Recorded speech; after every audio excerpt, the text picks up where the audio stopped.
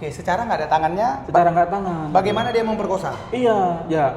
Kalau kita bicara soal pemerkosaan, ya namanya memerkosa, artinya kan ada pemaksaan gitu kira-kira kan. Kayak mana caranya beliau memaksa si perempuan tersebut dia perkosa, sementara dia nggak tangan?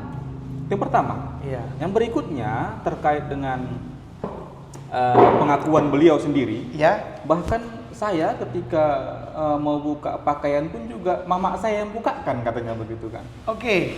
Ya, gimana cara dia memperkosa si perempuan? Terima kasih ya Wei sudah klik video ini. Jangan lupa subscribe karena subscribe itu gratis. Selamat menonton, sedap. Jadi hari ini kita mau bahas apapun juga saya bingung. Pak, kalau menurut Bapak sendiri ada nggak cerita yang harus saya dengar hari ini? Ada banyak sebenarnya, ada beberapa sebenarnya kasus yang cukup viral belakangan ini. Salah satunya? Perkara Agus Buntung ya. Agus Buntung yang nggak ada tangan? Iya, yang nggak ada tangan. Oke, yang siap. beliau dijadikan tersangka kasus pemerkosaan. Oke, secara nggak ada tangannya. Secara nggak tangan. Bagaimana dia memperkosa? Iya, ya. Kalau kita bicara soal pemerkosaan, ya namanya memerkosa, artinya kan ada pemaksaan gitu kira-kira kan. Kayak mana caranya beliau memaksa si perempuan tersebut dia perkosa, sementara dia nggak tangan? Yang pertama. Iya. Yang berikutnya terkait dengan pengakuan beliau sendiri. Ya. Bahkan saya ketika mau buka pakaian pun juga mama saya yang bukakan katanya begitu kan. Oke.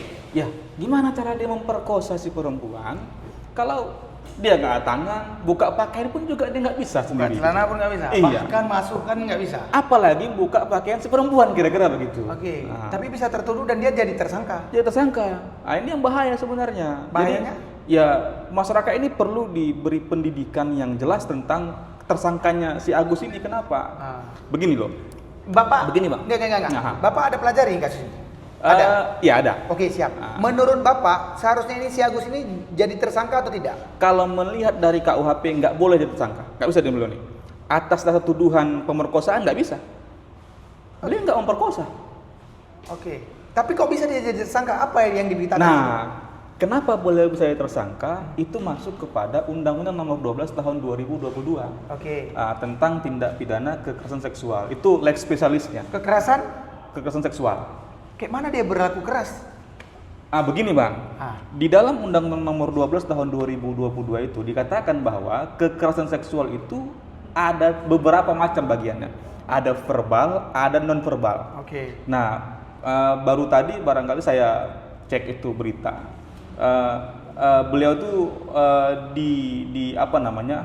Belakangan baru mulai perkembangan kasusnya. Oke. Beliau itu dikenakan atas dasar pasal 6C Undang-Undang Nomor 12 Tahun 2022. Kalau pasal 6C Undang-Undang Nomor 12 Tahun 2022 atau saya singkatnya tentang TPSK itu gitu kan.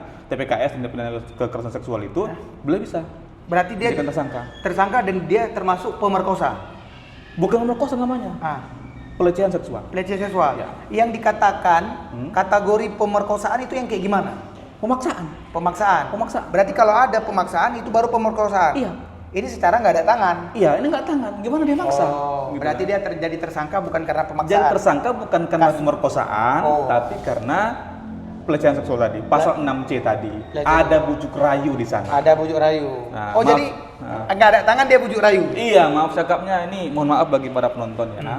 Maaf cakapnya ini beliau nih buat si perempuan ingin terlebih dahulu sampai muncul hasrat ingin berhubungan tadi, gitu kan.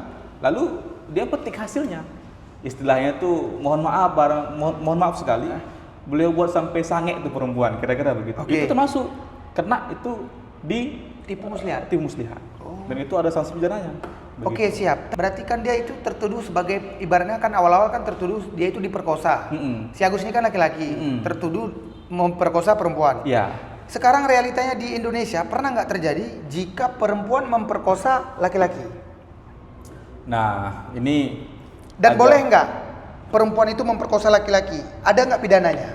Kalau di dalam KUHP ini mohon maaf kepada kawan-kawan yang memang fokus kajiannya di hukum pidana, gitu ya. Karena saya backgroundnya hukum tata negara. Dari sisi undang-undang yang dikatakan dalam undang-undang tersebut pemerkosaan secara umum. Nggak ada dibilang itu laki-laki atau perempuan. Oke. Jadi secara teoritis berkemungkinan laki-laki menjadi korban pemerkosaan begitu. Pernah nggak jadi korbannya itu perempuan? Maksudnya korban pemerkosaan itu laki-laki? Barangkali nggak sampai hari ini saya belum dengar itu. Belum Mungkin pernah? Belum pernah laki-laki? Belum ada saya dengar begitu. Jadi gini, sebenarnya bisa jadi si Agus ini diperkosa sama perempuan ini. Bisa jadi. Bisa jadi. Bisa jadi. Tetapi kan dari hasil pengembangan oleh aparat penegak hukum kita ditemukan bahwa si Agus ini bukan hanya baru itu pertama kali beliau melakukan pelecehan seksual tersebut, sudah berkali-kali. Dengan stipulan itu? Bukan, dengan perempuan yang berbeda-beda. Berarti jadi ada indikasi bahwa memang cara mainnya begitu beliau tipu buat. muslihat itu. Tipu muslihat begitu. Pandai kali, nggak punya tangan bisa kayak gitu. terus kalau kita bahas si Agus ini ya, sebenarnya kalau orang-orang belajar hukum memang harus paham dan harus tahu kasusnya kayak gimana. Iya, iya. Dan ini kan langka dan jarang terjadi. Iya, jarang terjadi. Yang paling sering terjadi kasus pemerkosaan itu yang kayak gimana yang Bapak tahu? Ya, kasus pemerkosaan itu udah paksa. Udah paksa. Kalau udah paksa itu kan memang ada pemaksaan di sana, gitu kan. Atau barangkali bahkan nanti mungkin barangkali bisa dilihat itu, misalnya di visum misalnya kan. Iya. Mohon maaf itu jenis kelamin kemaluannya si perempuan itu bisa dilihat itu. Apakah kalau dari sisi hukum pidananya itu begini, mohon maaf saya, apakah masuk dahulu kemaluan si laki-laki baru keluar cairan, atau keluar cairan terlebih dahulu baru masuk laki-laki. kemaluan laki-laki masuk? Berarti kalau keluar dulu, berarti kalau perempuan itu keluar cairan dulu, berarti yang pengennya perempuan dulu gitu? Iya, itu bukan pemerkosaan, kira-kira begitu. Oh gitu? Nah, tapi kalau masuk dulu baru keluar cairan, ya itu dapat dikategorikan pemerkosaan. Kan dipaksa. Iya, jadi yang banyak kata orang, alah suka sama sukanya, kok bisa pula pidana? Kan kata orang nggak. Kalau suka sama suka nggak bisa dipidana, betul nggak? Oke, begini Bang. Memang hukum di negara kita ini kan adalah peninggalan Belanda, begitu kan? Oke. Walaupun kita ngaku bahwa mayoritas penduduk Indonesia ini adalah Muslim, begitu ya. Iya. Tapi secara aturan hukum yang berlaku di negeri ini, memang kalau suka sama suka nggak bisa dipidana. Sepanjang mereka itu tidak ada ikatan hubungan suami istri dengan salah satu pihaknya atau kedua belah pihaknya, begitu kan. Tapi kan ini lahirnya Undang-Undang Nomor 12 Tahun 2022 ini adalah satu bentuk dari perlindungan azas bagi perempuan. Jadi kira-kira begini, hukum yang hari ini kita pakai itu adalah hukum peninggalan Belanda. Sementara kita di Indonesia ini adalah mayoritas orang Muslim, kira-kira begitu. Iya, nah, lahirnya Undang-Undang TPKS ini itu sebenarnya adalah sebuah upaya untuk meningkatkan peran serta hukum Islam itu yang kemudian diadopsi jadi hukum positif, kira-kira begitu.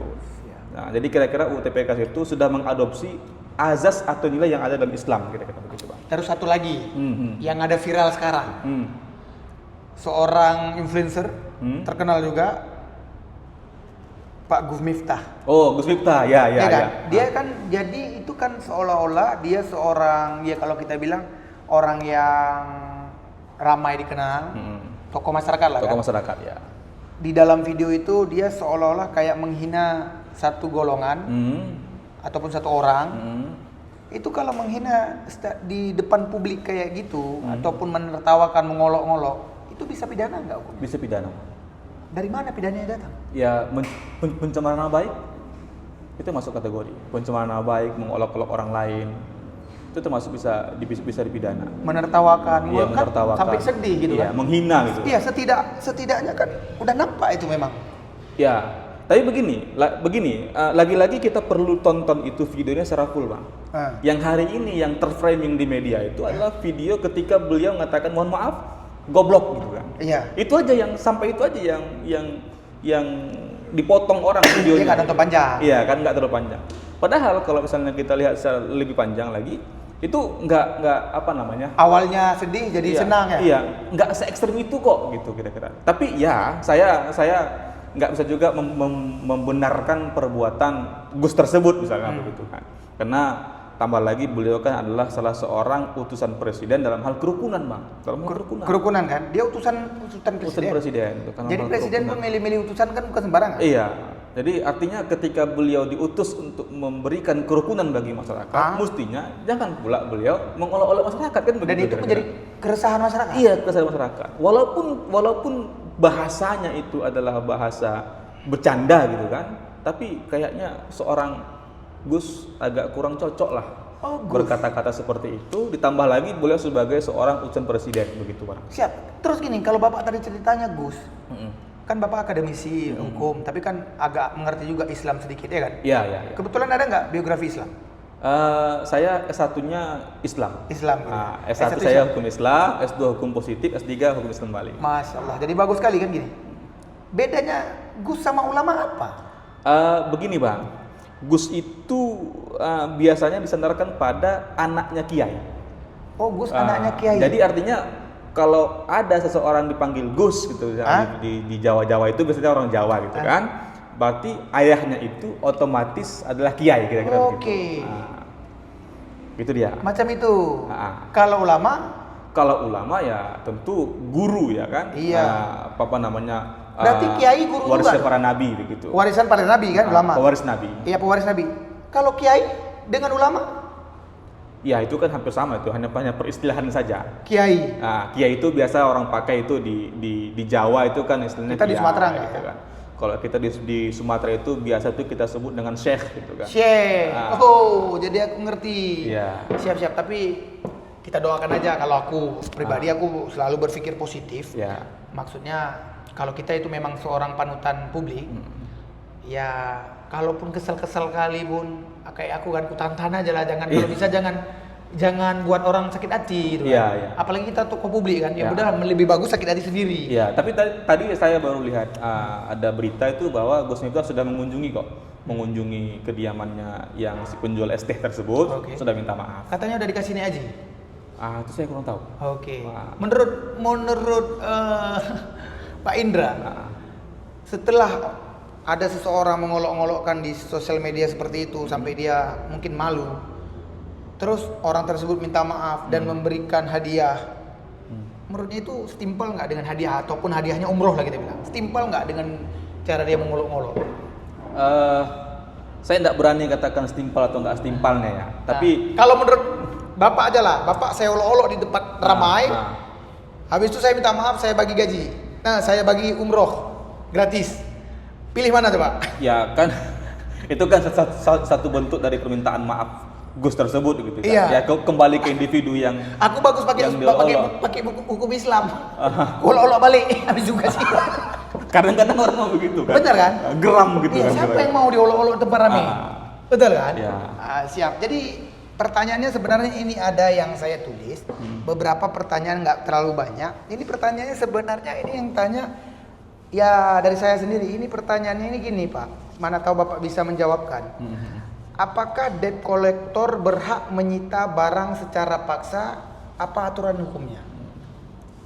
Sependek yang saya pahami, debt collector itu tidak boleh memaksa, menyita secara paksa. Ya. Penyitaan itu hanya berhak dilakukan oleh pengadilan. Jadi pengadilan yang boleh mengambil itu barang secara paksa gitu kan. Sementara deputat itu nggak boleh. Jadi kalau ada terjadi penyitaan di publik, di masyarakat, itu boleh buat laporan. Itu bisa buat laporan. Bisa buat perampasan, bisa perampokan gitu kan, barangkali. Pidana jadi. Pidana mulanya. Oke, siap. Terus pertanyaan selanjutnya ya Pak ya, ini kita menjawab beberapa pertanyaan yang memang sudah tertuliskan dari kawan kita. Netizen, ya? Iya. Apa yang harus dilakukan jika terjebak dalam pinjaman online? Ilegal pula? Ilegal pula lagi ya, itu kacau kita. Jadi begini, meminjam pendapatnya Prof. Mahfud MD. Kalau seandainya pinjol itu ilegal, nggak usah bayar. Katanya begitu, nggak usah bayar. Kalau seandainya itu pakar hukum itu loh. Iya, pakar hukum tuh, hukum tata negara tuh. MD. Itu panutan saya tuh. Kan saya kan HTM kan. Nah, boleh bilang begitu. Kalau seandainya ada pinjol yang ilegal, lalu Anda minjam ke mereka tapi ternyata mereka ilegal, nggak usah bayar.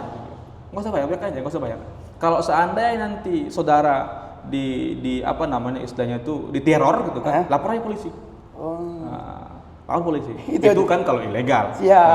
Kalau nggak ilegal gimana? Tapi yang namanya utang wajib bayar lah. Iya, itu dia kan. Jadi kalau misalnya itu nggak ilegal, ya udah bayar lah. Tapi kalau misalnya seandainya, iya Pak, memang pinjolnya Pak nggak ilegal Pak, memang resmi, terdaftar di OJK, berizin dan lain sebagainya. Tapi saya nggak sanggup bayar kan. Mohonkanlah kepada mereka untuk restrukturisasi. Lebih baik mana ketika masa sulit bayar hutang atau nunda hutang dulu? Nah, lebih bagus tunda dulu lah gitu kan. Lagi Paling sulit. tidak, ya misalnya saya nggak sanggup bayar nih, misalnya bisa diminta restrukturisasi, bisalah dia mohon ampun dulu lah kira-kira begitu kan. Sekian bulan ini saya sedang tidak ada duit, jangan dulu dibayar gitu misalnya. Tapi kalau Pak Indra sendiri dalam hidup itu lebih enak ada utang atau hidup nggak ada utang? Begini Bang, bicara soal pengalaman hidup, saya pribadi tapi ini tidak untuk dicontoh oleh kawan-kawan netizen gitu ya. Kalau saya pribadi, saya lebih senang hidup itu ada tanggungan. Lebih baik ada utang? Ada hutang lah kira-kira begitu. Ada hutang, ada tanggungan gitu. Paling tidak tuh ada cicilan lah tiap bulan gitu kira-kira. Kenapa? Karena bagi saya itu hidup itu mesti ada motivasi. Motivasinya utang ya? Salah satu motivasi yang paling mudah bagi saya itu adalah hutang. Misalnya saya buat usaha gitu kan. Saya buat usaha, modal hanya sedikit gitu kan, sementara yang dibutuhkan sekian puluh gitu kan. Ya sebahagian saya ambil, saya pinjam sama investor atau bank misalnya, itu saya cicil tiap bulan. Jadi supaya saya termotivasi. Nah, itu dia Pak. Ciri-ciri seseorang itu hidupnya senang kayak gimana sih Pak Indra? Gitu lebih tepat. Ciri-ciri seseorang itu tanda hidupnya bahwa beliau itu adalah orang yang tenang. Gitu. Iya, kan menurut ini kan statement orang beda-beda. Iya. Jadi kan menurut pandangan Bapak kan beda-beda juga. Jadi Bapak harus simpulkan ciri-ciri menurut pandangan Bapak. Ciri-ciri orang yang senang hidupnya itu yang kayak gimana menurut pandangan Bapak? Tadinya harusnya mungkin saya akan jawab orang yang nggak punya hutang, kira-kira begitu kan. Tapi kan bertentangan nih dengan pernyataan saya di awal. Iya, tadi, makanya kan? itu. Ini makanya pertanyaan terbalik lagi. Iya. Itu makanya. Adalah orang yang sanggup membayar hutangnya setiap bulan. Itu orang senang. Itu orang senang. Oke, kalian tengok. Karena begini Bang, ya gimana caranya bisa kita senang, misalnya, kita punya hutang nih tiap bulan, tapi kita nggak sanggup bayar. Ya bagi saya, ya saya punya hutang, tapi saya sanggup bayar tiap bulan. Itu senang. Ibaratnya bukan hutang aja, beban. Yang ada sanggup melunasi beban, berarti kita udah senang. Siap. Tapi kan versi orang kan beda-beda. Ada orang kadang-kadang mereka, enggak lah itu salah, itu saya nggak setuju. Kalau saya tunggu dulu ada uang, baru saya beli. Kira-kira. Terus pertanyaan begini, ada nggak orang susah hidupnya senang? Orang susah hidupnya senang ada banyak Pak. Contohnya? Ya guru-guru saya yang di kampung-kampung itu mereka begitu. Ya pendapatan misalnya kita bilang pendapatan mereka itu katakanlah hanya UMR gitu. Tapi mereka hidup tenang. Hidup tenang. Kenapa orang itu bisa hidup tenang menurut Bapak? Secara filosofis mereka telah mampu berdamai dengan hidupnya Pak. Itu ya. Artinya mampu berdamai itu mensyukuri aja udah apa yang ada. Tapi Bapak mau dengar nggak statement saya? Bagaimana menggaykan Abang? Kalau ditanya, ada nggak orang yang susah hidupnya senang? Kalau saya jawab ada. Contohnya siapa? Saya. Saya adalah orang susah. Nggak mungkin orang susah saya. Tapi saya senang. Kenapa saya senang? Karena saya nggak punya utang, nggak ada tagihan. Jadi menurut saya orang susah yang senang itu yaitu adalah orang yang hidupnya nggak ada utang. Nggak ada utang gitu. Itu, tapi mungkin kan statement itu beda-beda. Ada yang membuat utang itu sebagai motivasi, ada yang membuat utang itu sebagai orang untuk udahlah nyaman santai. Buktinya orang-orang kaya semua berutang juga. Buat usaha, rumahnya besar, mobilnya utang, rumahnya utang, ya kan? Malahan beli rumah pun nggak cash. Hutang semua, banyak pengusaha. Ya biasanya kan kalau bagi pengusaha itu kalau beli suatu barang atau suatu properti yang nilainya cukup besar itu dengan cara cash, itu malah sayang duitnya. Bisa mati duitnya. Contohnya ini di ilmu ekonomi, dia prinsip ekonomi itu ada dua. Ada boleh jual banyak-banyak, tapi untungnya sedikit, atau jualnya sedikit, tapi untungnya banyak. Kau tinggal pilih yang mana kau mau. Betul kan? Siap. Jadi video kita panjang kali nanti, panjang nggak nih?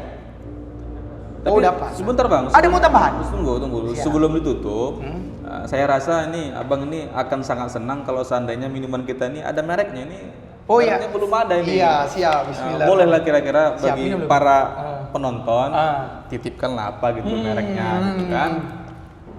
Terus gini, aku pengen kasih tahu ke penonton ini, mana tahu mereka itu pengen diskusi hukum, Bapak membuka ruang kan? Boleh, boleh. Buka ruang ya. Saya persilakan. Khususnya mahasiswa yang mana tahu mau belajar hukum. Iya, Karena kan kebetulan Bapak seorang praktisi hukum. Akademisi hukum. Kebetulan dosen juga kan? Iya, saya dosen. Karena kebetulan Bapak juga bisa membimbing orang-orang yang mau belajar hukum. Ya, boleh nanti ditayangkan video ini Iya. tampilkan ke Instagram saya atau nanti di captionnya. Di ya. deskripsi saya itu taruh boleh. link itu, jadi diklik langsung Instagram. Iya, Bapak. boleh. Siap. Saya persilakan. Jadi gini, Wak. Mungkin saya ke depan saya nggak akan buat video, tapi bakal buat juga video-video macam kemarin-kemarin itu Brandmark itu membandingkan Indonesia dengan Malaysia atau Malaysia dengan Kamboja ataupun dengan apa. Tetapi saya ke depan akan lebih fokus membahas sisi-sisi hukum. Kenapa? Karena saya lagi tertarik membahas ini. Ketika saya membahas ini berarti bertambahlah ilmu saya juga. Iya. Anggap aja lah ini kepala saya ini seperti wadah yang kosong. Terus setiap kali saya berbicara, bertanya-tanya, nanti kepala saya ini akan terisi. Iya. Anggap aja lah misalkan ilmu itu adalah air, berarti dalam botol itu terisi air. Dan saya mau mengisi ilmu hukum. Iya. Bahasanya gini. Jadi kalau ada di luar seorang praktisi ataupun akademi mau ngobrol dengan saya mau buka ruang juga. Contohnya, hukum rimba itu seperti ini. Boleh nggak hukum rimba di Indonesia? Nggak boleh, Bang. Nggak boleh. Nggak boleh dong. Kita Hukum kan rimba. ada aturan hukumnya. Hukum adat boleh. Nah, hukum adat boleh, sepanjang tidak bertentangan dengan hukum Iya. yang di atasnya. Ya, mana tahu kalian ada yang mau dibahas ataupun kalian mau tanya apa aja, boleh komen di bawah, nanti di next video aku bakal tanya. Oke. Siap, makasih banyak udah nonton video kami. Ingat, sebaik-baiknya kalian adalah kalian yang bisa memilah-milahkan yang mana yang baik dan mana yang buruk. Jadi kalau kalian nonton video ini, yang mana baik ambil, yang mana buruk dibuang. Iya. Itu berarti tandanya kalian tuh manusia yang baik. Ya. Kalau kalian mau jaga silaturahmi dengan kami, jangan lupa subscribe. Subscribe ya. Karena itu sangat bermanfaat dan semangat buat kami pastinya. Siap ya Pak ya? Siap. Pak Indra, makasih banyak udah hadir di Oke. channel saya Pak Indra. Makasih, Bang. Jadi see you next time. Kita bakal jumpa lagi di next video. Kira-kira cocoknya buat video apa? Nanti kalian komen aja di bawah. Benar Pak ya? Iya, betul. Pak, nanti ke depan insya Allah kalau ini lagi view kita bakal rutin terus buat tentang hukum. Boleh, Supaya jadi boleh. pembelajaran juga buat kita. Siap. Siap, aku Nodi Wak Geng dan di sebelah ada Indra Utama Tanjung. see you next time. Bye-bye. Bye-bye.